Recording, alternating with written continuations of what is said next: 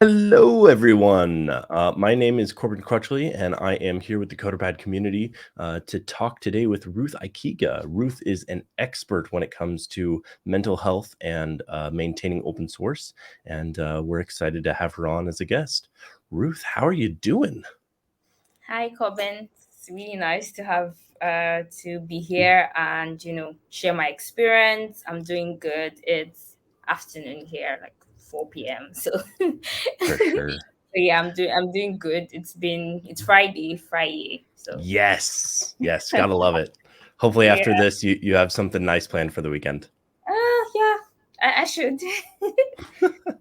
Very nice. Well, it is early morning for me, so I still got a full day ahead of me. But Yeah, what a good way to start the day with a good conversation, especially about open source, something that I'm always super excited about. yeah, same Um, here. I'm very passionate about open source. oh yeah, and of course you have your GitHub star. Can you tell us a little bit about how that came to be, like what that program is like, a little bit? Yeah, sure. That's one of my that's the highlight of all my achievements, I think. So yeah, it will always be nice to talk about it. So a little bit of intro on me. So Ruth Ikegah, I'm from Nigeria. A back-end developer. I do a lot of things. I'm a technical writer. I do public speaking, but I major like mainly in open source. So I got into open source 2 years ago at the start of my career, tech career, and getting into open source was really interesting. Right, I broke in there like doing documentation for some projects, and over that time, my coming into open source, contributing, the start was kind of like painful Yeah. because finding projects that that a beginner could relate to was pretty hard. It was like Mhm. so hard. So, you know, around that time, I said, okay, it would be good to advocate for beginners like me that we're finding it difficult to contribute to open source as well. So I said, okay, Right. let me start doing something. So I did that by, writing articles, like beginner friendly articles, Mhm. advocating community that was in at that time, talking about, okay, let's try to be beginner friendly and all that stuff. So in the course of doing all this, like putting myself out there, advocating for beginners, I got recognized, I got nominated. So GitHub Stars program is a program from GitHub to recognize developers around the world that inspire, educate, and influence developer communities. And in my own little corner, I was influencing people getting into open source. I was trying to bring more people into open source. So I was Mhm. nominated in 2020 to be a GitHub star. And when there's a whole review process. So the Oh yeah. nomination is open. You can nominate anyone, your favorite developer or community person. So I got nominated and got the award as a GitHub star. So that's how I got there, and it's been a wonderful journey. Oh yeah. And we've been joined before by Lars, who is another GitHub star, and he was Yeah, like that's telling cool. it. Yeah, and he was telling us about like how excited he is about the experience because it's a community not Mhm. nominated thing, right? Like Yeah, it's one of those things where the community has to recognize the work that you're doing for the community. exactly. And that's just so cool, like that you've had the ability to make such an impact on the community that they've nominated you for that process, which is so Yeah, exciting. thank you, Corbin.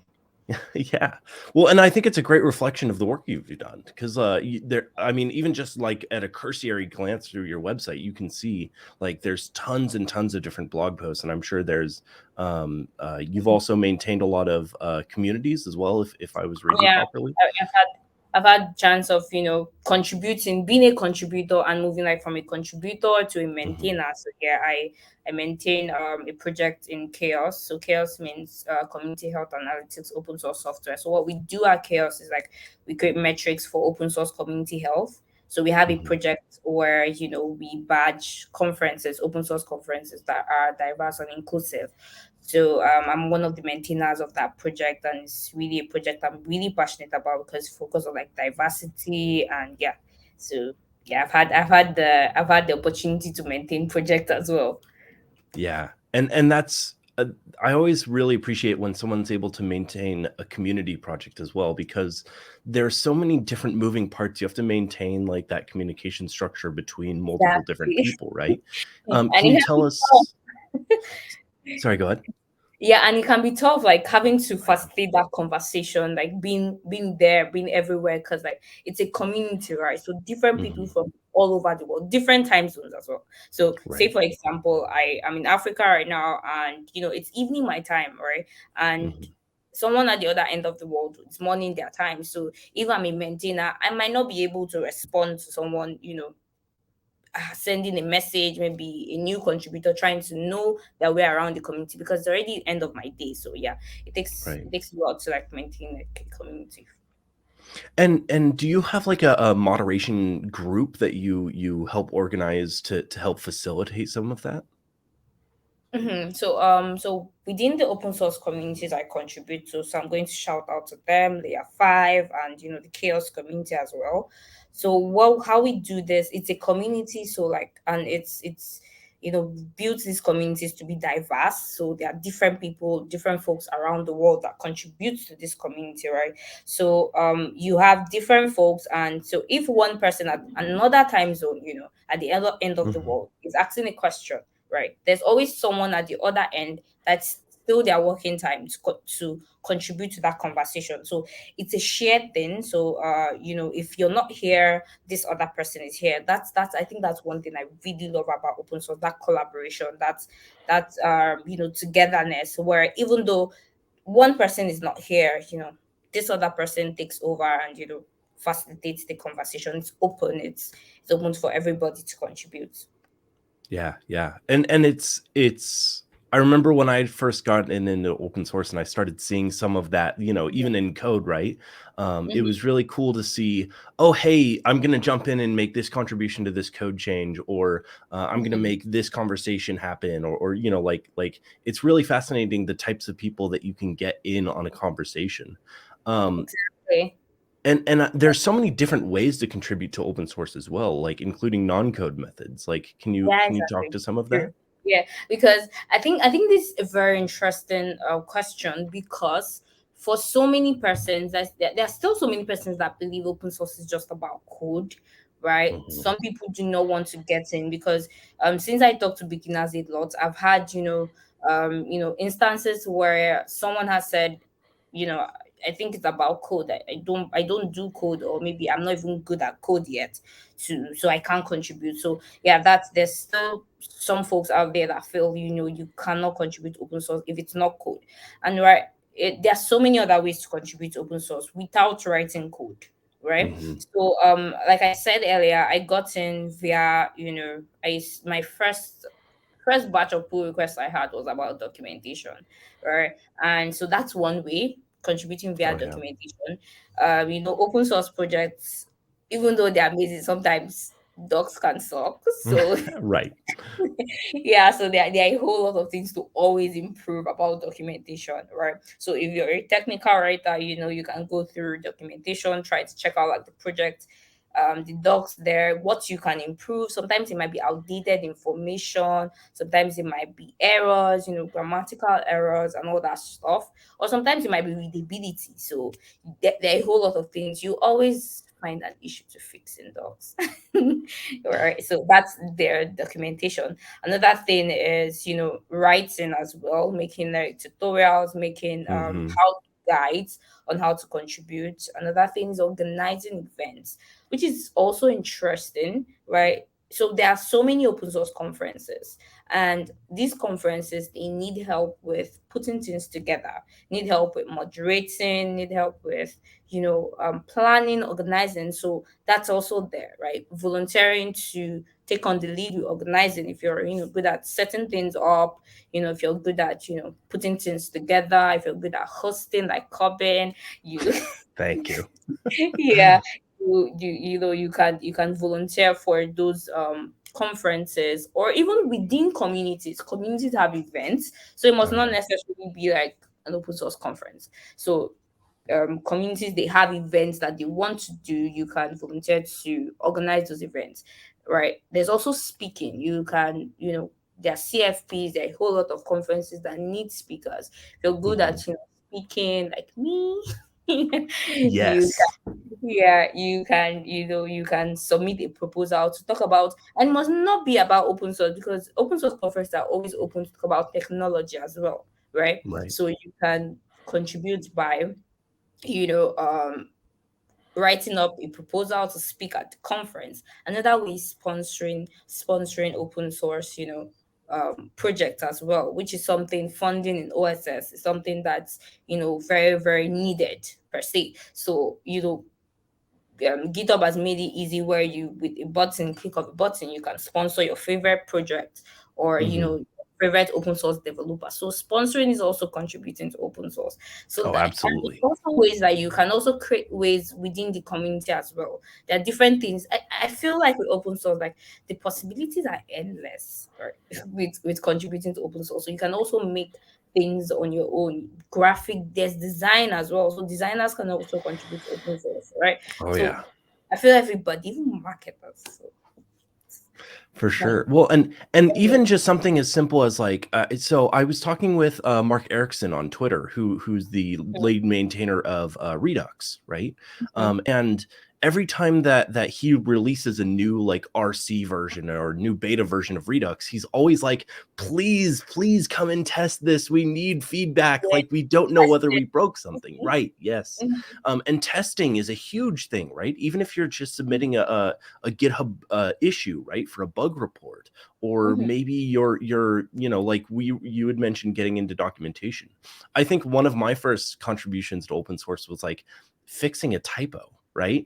Like you don't have to start with really big stuff if you're too But not be intimidated. like a bunch of code, or like it can just be fixes, like minor typos, like, and those are things like Mhm. readability. Someone is reading through that project, they won't understand stuff, right? Fixing those, even opening issues, right? Finding bugs that you can't Yes. fix, right? I've had time where I had to like open up issues where I know I do not know anything about this code, right? But I Right. saw that, okay, this is something that needs to be fixed. You can, because it's an open source project, you can go open up an issue on the GitHub repository. So I totally agree. It must not be like a very big change.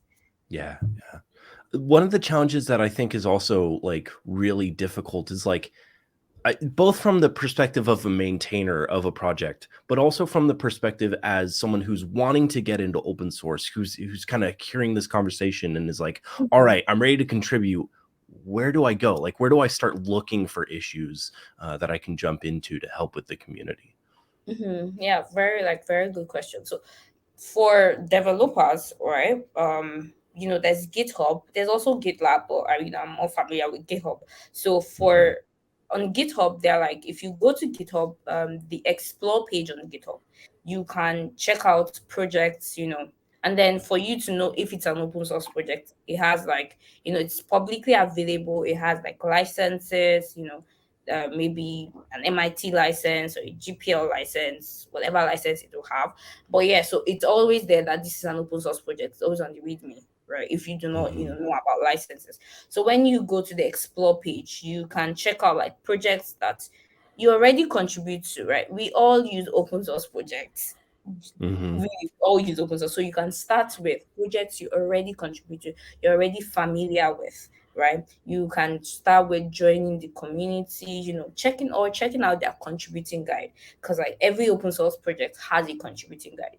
So, and then in the contributing guide, you get to see how they want you to contribute, or you get to see what issues are there to fix, or you get to see what problems they're having or what they need help with. So when you check like the contributing guide, you see like how to contribute. You go ahead, you can check out open issues.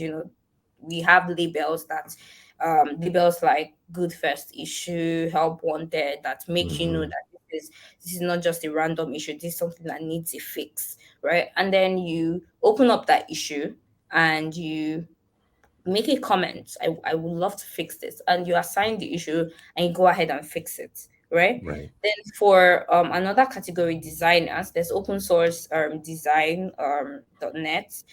They also have Yeah. like a community as well. I think discourse, yeah, they use discourse. Mhm.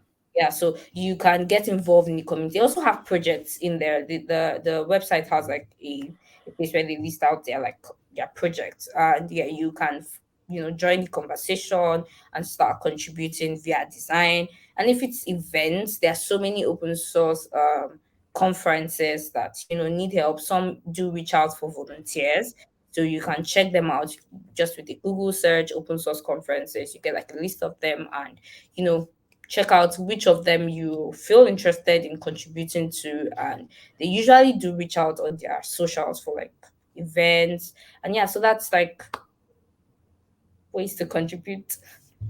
Yeah.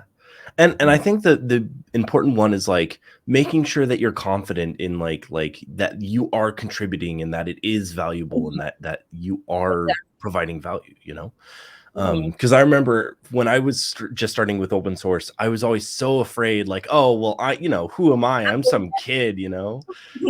Yeah, Um, and it's even like you get more afraid when the project is a big, say for example, right, because I write Python, and you're mhm, contributing to Python directly, and you're in the same group with the person that started Python or that wrote Python. Like there's that fear you have, and then oh you're yeah, in between, like you're among senior developers and maybe you're just starting out, so that fear might tend to come in. But open source communities are really welcoming, right? And that's the thing. It's welcoming, it's collaborative, right? mhm, People will definitely want to bring you up the ladder, right? They want to review your code, they want to show you how things are done. So yeah, you should yeah, always bring that confidence and be vocal, know where you want to give help, and talk about your ideas, because that's yeah, another thing with open source, right? It turns like your ideas to reality. So you can just be with this idea and not know how to execute it, and when you share that idea, everybody follows along and everybody wants to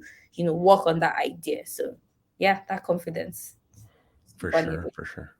Mhm. So one of the things that you had mentioned before the stream even started was something about an open source internship. Can you tell me a little bit about like what that looks like and like what an open source internship is? Yeah, sure. So most of the time, when we say, like, when you tell someone come contribute to open source, and like, nah, I can't give my free time, right? I need money. I need to earn money, right? I can't just be giving my free time. So there are ways Mhm. you could earn money while contributing to open source, and one of those ways like internships. So there are like a couple of internships out there. So internships mainly working on an open source project, right? You're Mhm. being paid maybe a duration to work on an open source project. So example of those internships, there's Google Summer of Code that Mm, is open mhm. to every developer. Before now, I think before this year, I think they made a recent change. Before it was like just for students, but now it's open to everybody to apply. So GSOC pays, that's Google Summer of Code. I think it's around $3,000 for like a duration of 3 months. You get paid to work on an open source project, right? So it's not free contribution. Then there's Right. our Google Summer of Docs, right? Google Oh, Season of Docs, rather. So for technical writers, so you see, so it's same for 3 months, but I can't recall the particular amount. I think they change it to the organization would determine, but it's still around 4,000 to 6,000 range. So yeah, so that's Google Season of Docs. There's Outreachy. Outreachy is also an internship.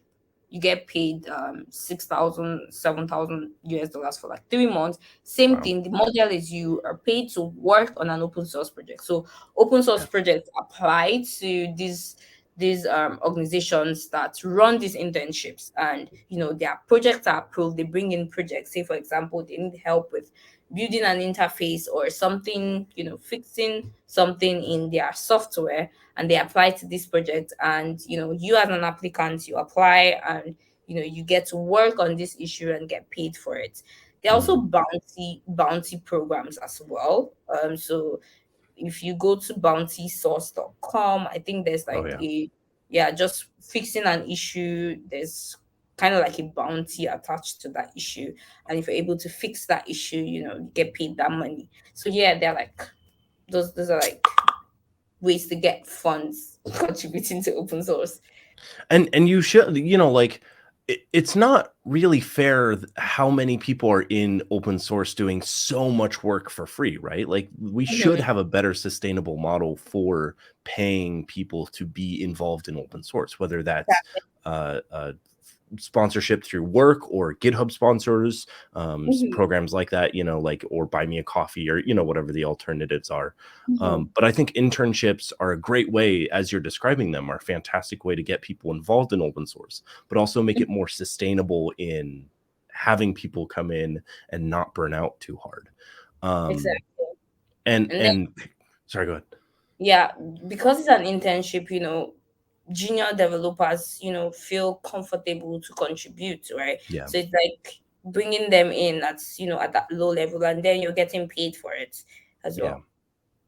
And I think that that's so important, again, just to make sure that that burnout isn't occurring, right? Like, I know so many people that were involved really heavily in open source, and they were working really hard and also doing their day job, and then all of a sudden, poof, they're out, right? Like, "Oh, I can't do it anymore."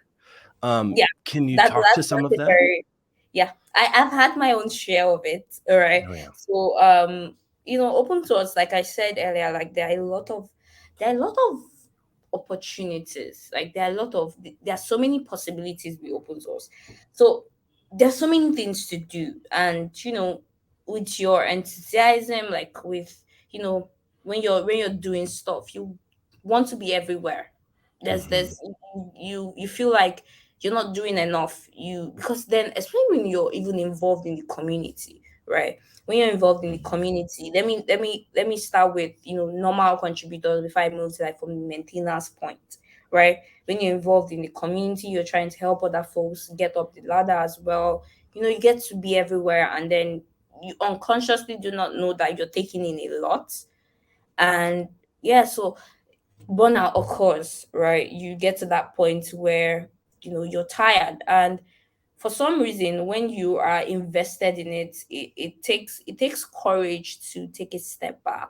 It really Like, does. it Yeah. takes it takes a lot of courage to want to say, okay, I need to take care of myself first, right? I need to go back and reassess myself, right? So burnout is something that occurs a lot, right? Even normally in tech, there's burnout when contributing for free. It occurs a lot, and I've also had my own share of it. And for maintainers, trying to they are the go-to person in the project. You're like the leader, right? So you have to do a lot of things. Maintainers have to sometimes review code pull requests, take in new fixes or ideas. They have to facilitate the conversation. So it can get tough, and then you at that point. And for maintainers, it's three times harder to take care of yourself, because Right. then you're like, okay, I'm the leader of this project. I have the idea, so I can't take a step back, right? And yeah, it's really very hard, and it's something that causes a lot. Yeah. Well, and I think that when you're so ingrained into a project, right? Like, Hmm. as you'd mentioned, you're exposed to so many things going on around you that, like, you feel like, oh, well, I have to go see what this new version of this thing does, or what is this new code methodology? Do I need to change the code, or even in a community, oh, can I change the community to have Friday nights, or like different night events, or whatever, right? So many Um, ideas. Right, right. And I think having those pull on you creates a lot of stress, right? Yeah, Like, exactly. I don't think we talk about that enough in the industry, is that there's a lot of stress, not just on open source, but just in the Hmm. code community in general, just because that's the nature of it. Yeah, and there are also new Um, things coming up every day, so you want to right. keep. It's so hard to keep up, like, with everything going on. I mean, I think I blink and there's a new version of, and it's the coolest new thing I've ever seen, right? Yeah. Um, yeah, so definitely burnout is super present. What are some of the ways that you personally are able to help kind of shrug that off to kind of mitigate that burnout Mhm. that's ever present? Yeah, so thank you for that question, because then it's not it's everywhere, and then you see that, like you said, people do not get to Hmm. talk about it enough Right. because it feels like weakness, right? So at Chaos, where we analyze like community open source community health, and we create like metrics that help open source communities, try to mitigate this burnout, try to facilitate that conversation. We have a metric on burnout, right? We have a metric on burnout. And one very important thing is having that conversation first, Hmm. right? you know as a contributor first, putting putting that conversation when you feel burnout, when you know that you're at this point where you need to step back, having that conversation with the maintainer, and facilitating that conversation and letting them know that you need to take some time off, right? And then for maintainers, with open source these days, we have like so many other, like, it's not just one maintainer, not just the Right. leadership model. You have like other maintainers, people that can take over like when you are not there. So also facilitate that conversation within the community, and knowing when to step away, right? Knowing when to, move things to the next person, right? So the important thing is starting that conversation. And, for another thing, for maintainers, looking out for burnout in their contributors, because during burnout, there's that part of you, your activity reduces, right? Yeah. You do not give as much as before, right? For maintainers, looking in at your contributors and knowing and spotting sometimes when a contributor's activity has leveled down, and starting that conversation with them, because for some contributors, they do not have the boldness to come to you, because then they have their activities to do. They do not want to feel weak. So, looking at those points where, the contributor is going down, and not mistake it for maybe they want to leave the project, and just going and facilitating that conversation and letting them know that, if there's any point where you feel tired, you can take a step back. Yeah. Would always be there, right? Would always Someone will always do things that you were meant to do. And when you're back, you come back, and we are here, we are always here, right? Yourself first, your health first. So Yes. letting your contributors know that, we always permit, like, you can take a step back. Hmm. It's not rocket science, right? You figure things out.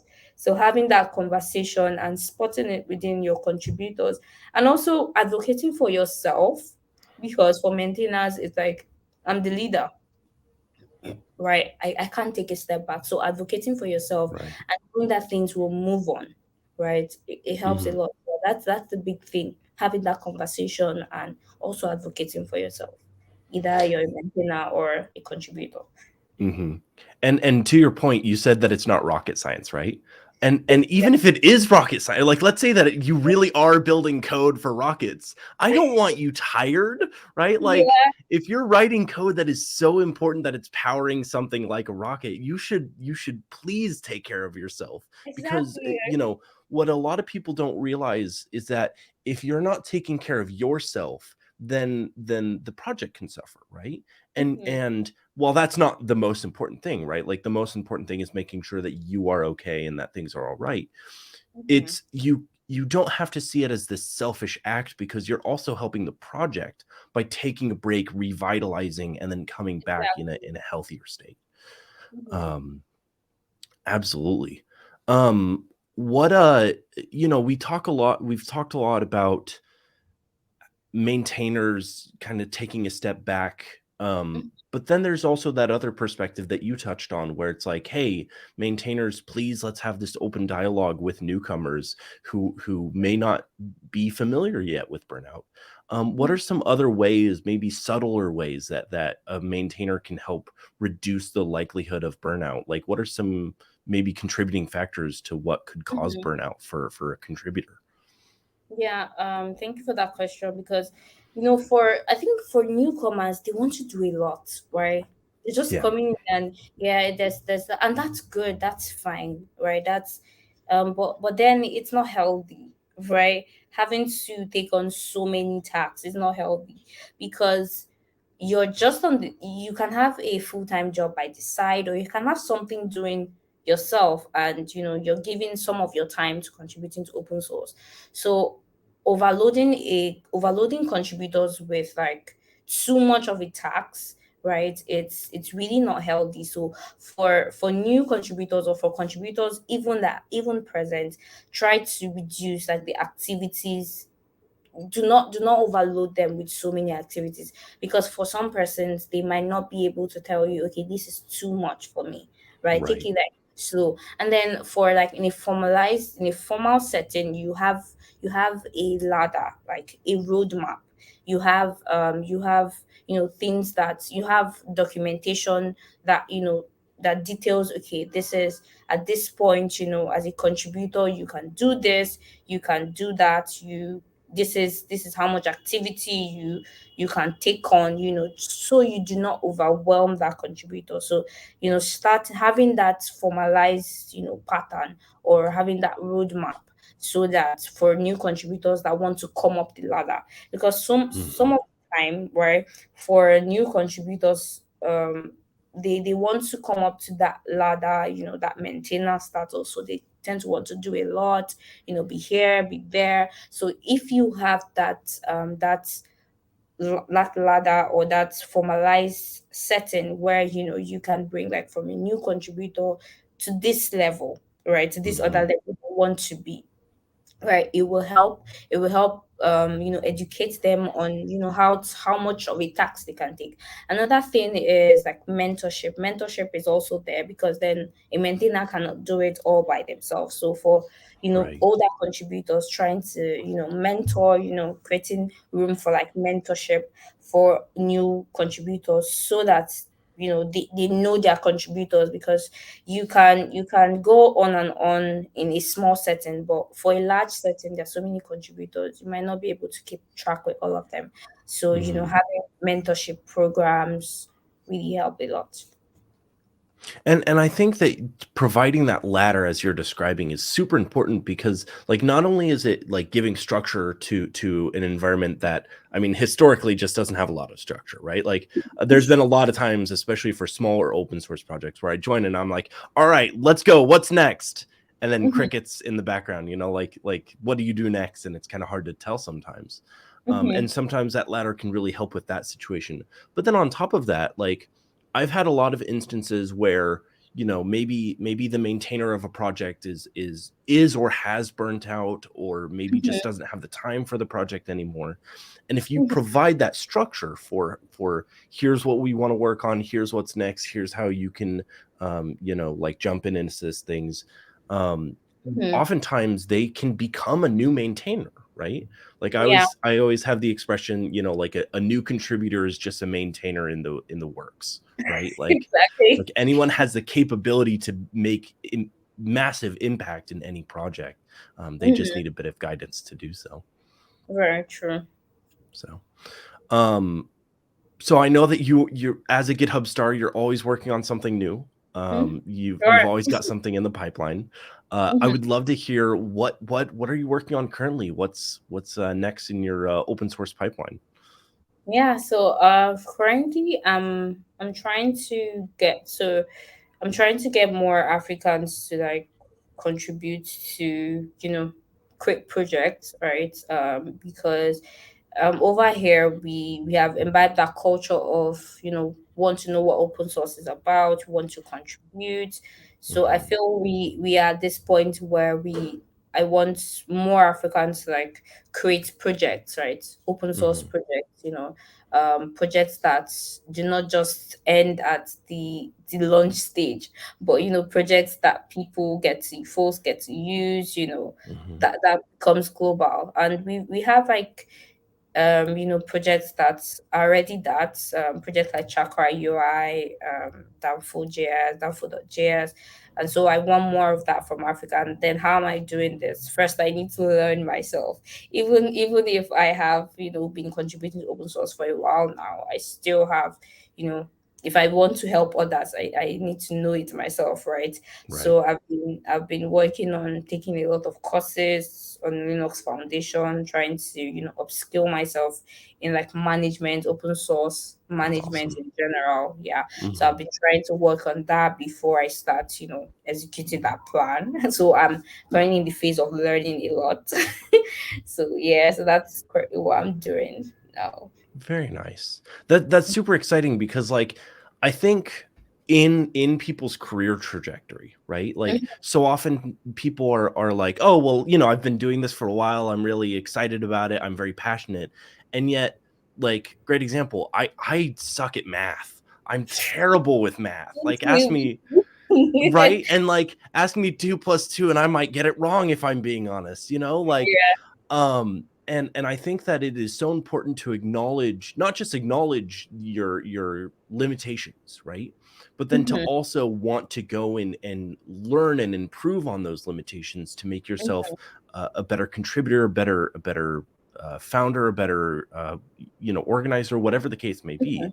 And that's super really it's very cool that you're able to take that step back and still be learning from places like the Linux Foundation and stuff. So Yeah, that's there's incredible. a lot of interesting courses there. And yeah, so while I'm learning, I also like be experimenting things. I'll not just be learning because it Right. can, it can get really boring when you're just learning and taking courses. Yeah, so I'll also be experimenting while I'm learning. So yeah. For sure, for sure. What are like you'd mentioned the Linux Foundation. What are some other places that you find are good learning resources for others?